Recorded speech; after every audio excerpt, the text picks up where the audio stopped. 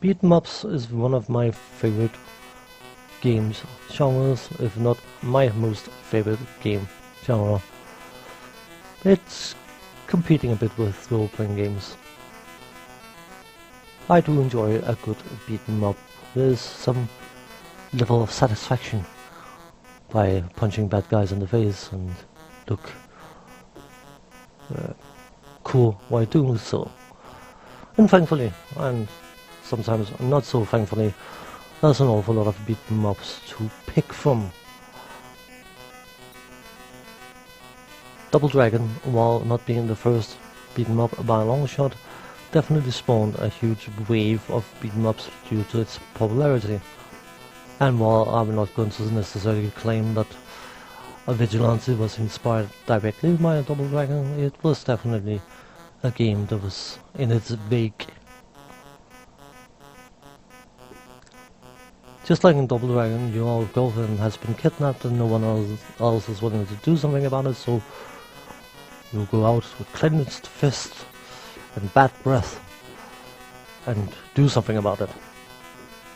And you do that by moving from left to right, punching and kicking, or mainly kicking, bad guys as you go along, until you bump into a larger bad guy who is the end of level boss, and then you find his weakness and exploit it and beat him up and move to the next stage.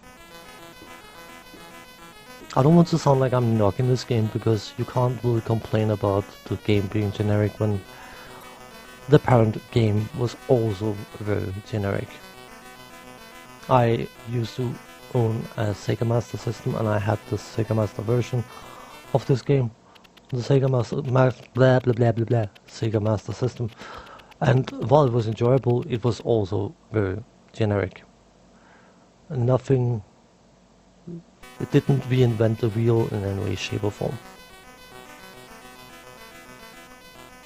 Graphics for a Commodore 64 beat 'em up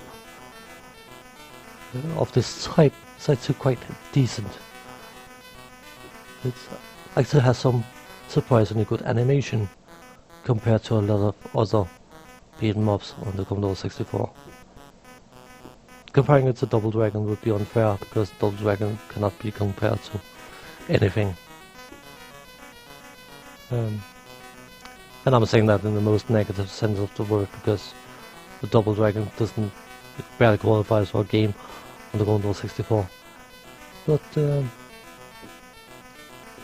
like in many other beat 'em ups,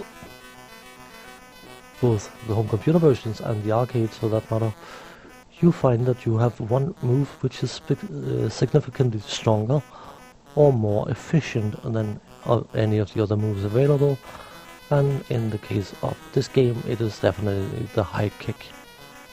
It has a longer reach than even the nunchucks you can pick up, and it allows you to engage enemies far out of their reach.